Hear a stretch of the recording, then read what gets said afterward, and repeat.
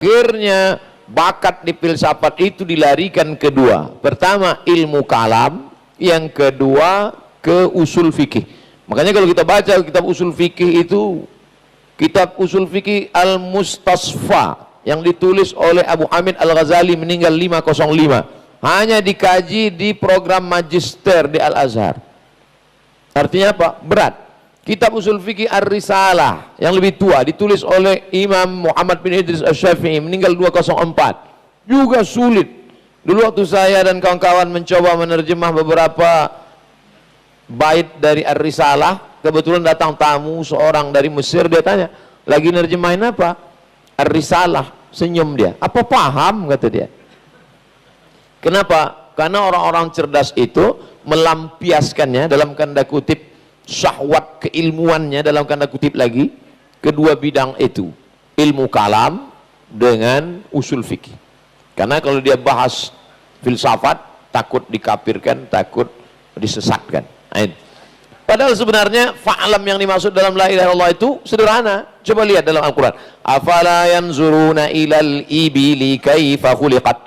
Mengapa mereka tidak melihat onta? Wa ilas samai kaifa rufi'at. Mengapa mereka tidak melihat langit? Wa ilal ardi kaifa sufihat. Mengapa mereka tidak melihat bumi?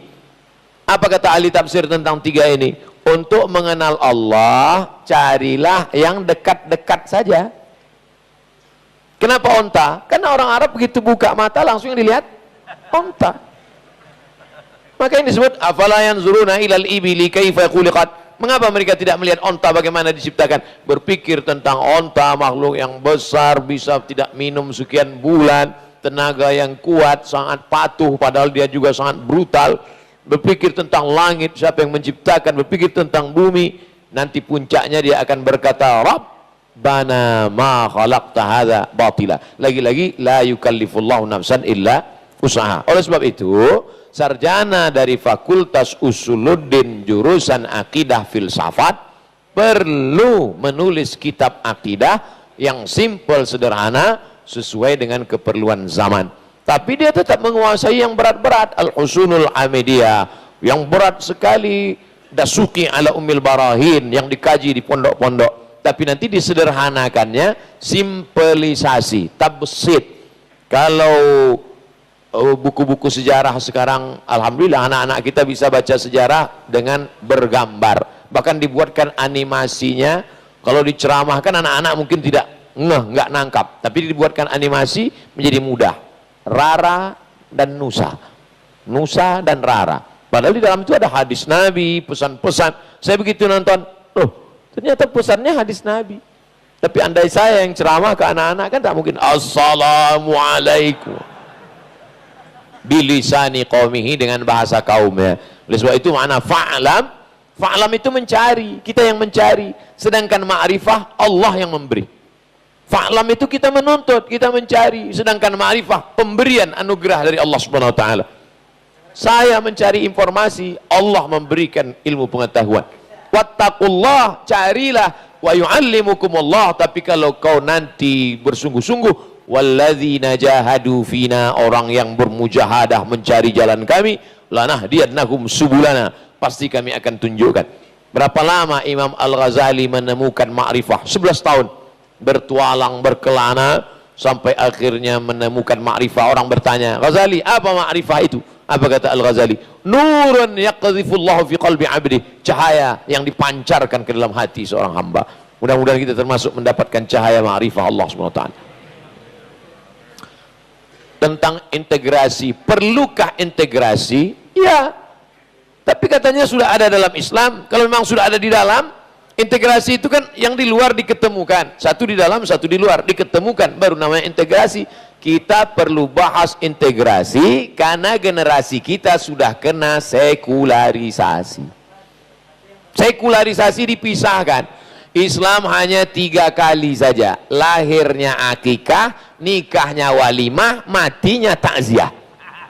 Islam tidak ada politik, Islam tidak ada budaya, Islam tidak ada ekonomi, Islam. Maka perlu integrasi karena anak kita sudah dipecah dengan sekularisasi. Tapi nanti kalau dia sudah menjadi snowball, bola salju yang digulirkan terus di mana-mana, di mana-mana integrasi, di mana-mana integrasi.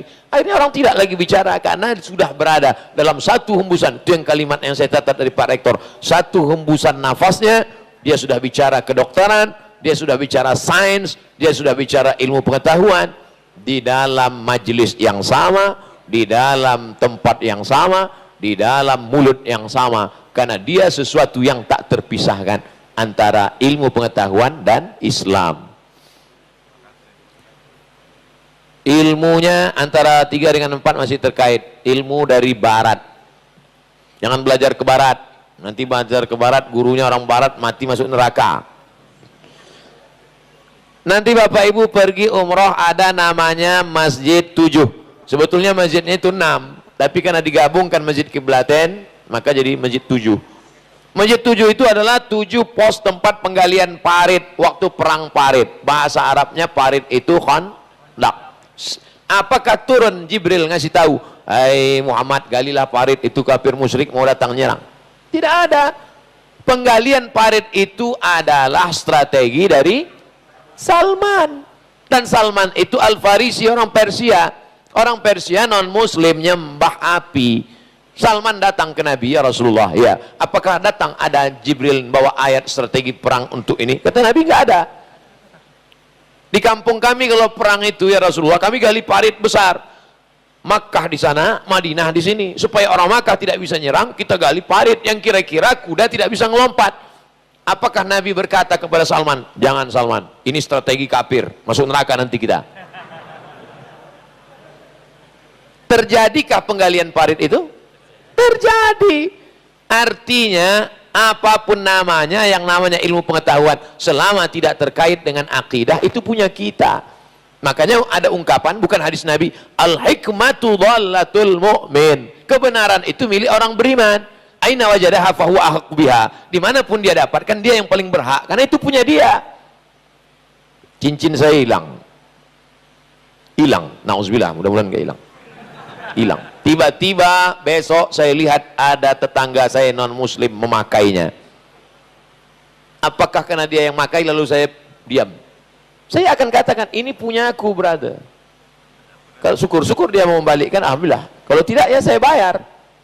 Mari ku bayar ongkos uang nemu. Karena itu punya kita. Maka kebenaran adalah milik orang beriman. Aina wajadaha, di mana dia menemukannya? Fahuwa ahaqqu biha, maka dia berhak untuk mendapatkannya kembali. Oleh sebab itu sebelum ulama datang ke Nusantara, kita sudah berakhlakul karimah yang tidak diajarkan, tentang mengembalikan uang pakai tangan kanan, tentang nunjuk. Di mana masjid, Pak? Kalau kita nanya di Jogja, di mana masjid? Ada hadis Nabi ngajarkan gitu. Hai orang beriman, kalau ada orang bertanya, ginilah. Mana ada? Kalau kami di Sumatera, di mana masjid? Sana. Di Jogja. Itu yang disebut dengan local wisdom. Kebaikan, apa salahnya? Selama tidak terkait dengan ritual, dengan agama dan keyakinan. Wala ana abidu ma'abadtum wala antum abiduna ma'abud lakum dinukum waliyadin. Makanya dengar penjelasan lengkap. Kalau enggak lengkap, kemarin saya naik motor. Oh, banyak yang membuli. Kenapa naik motor? Itu motor punya kafir. Astagfirullah. Inilah enggak dengar sampai habis. Karena orang yang mengerti ada ilmu intan lah yang bisa membedakan mana intan, mana pasir, mana imitasi. Oleh sebab itu dalami ilmu ini. Nanti ketika kita membuat universitas Islam, lalu dibuat psikologi Islam, siapa yang bisa mengajar kalau bukan orang yang mengerti? Dari mana mungkin Imam Al-Ghazali bisa membantah filsafat wujudiyah, bisa membantah Syiah kalau dia tidak mengerti? Akhirnya Al-Ghazali menulis kitab Tahafud Al-Falasifah. Akhirnya Al-Ghazali menulis kitab berjudul lupa pula judulnya. Ibnu Taimiyah bisa membantah filsafat sesat Yunani, filsafat yang Islami yang sudah diislamkan, oke, tapi ada yang menyesatkan filsafat yang mengatakan wujudiyah, yang ada ini hanya yang wujud. Saya percaya kepada bunga karena bunga wujud, bisa dilihat dengan mata, bisa ditangkap panca indera. Kalau dia tidak ada, ini yang disebut dengan filsafat barat, materialism. Siapa yang bisa membantah itu kalau bukan orang yang mengerti? Akhirnya ditulislah kitab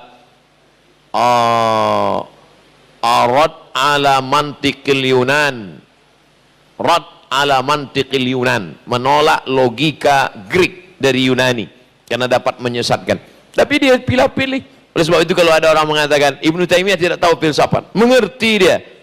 Imam Al-Ghazali tak mengerti filsafat, mengerti. Setelah mengerti, paham, barulah bisa membantah, bisa meluruskan. Oleh sebab itu fokus di fakultas masing-masing, kuatkan kajian. Alhamdulillah saya dengar UII punya pusat kajian tafsir, Pak Rektor. Akan didirikan. Ini dengan ahli-ahli pakar-pakar. Ustaz Somad, kami punya kajian ahli tafsir terdiri dari pakar-pakar, dari pakar aspek bahasanya, pakar sejarahnya. Tadi disebut ada Gus Baha, pengetahuan beliau hafal Al-Quran, lalu kemudian mengerti tafsir, pakar diberikan Allah pula ilham, banyak hal-hal yang baru kita dengar dari kajian-kajian beliau. Rupanya beliau termasuk mustasyar, penasehat, bahkan salah satu dari pendiri pusat kajian tafsir. Ini baik sekali. Oleh sebab itu dimanfaatkan. Ikuti program kajian ini, baca websitenya, renungkan isinya, tetap fokus di fakultas masing-masing. Maka dengan itu insya Allah kalau pegangannya kuat, angin kencang tidak akan hanyut insya Allah.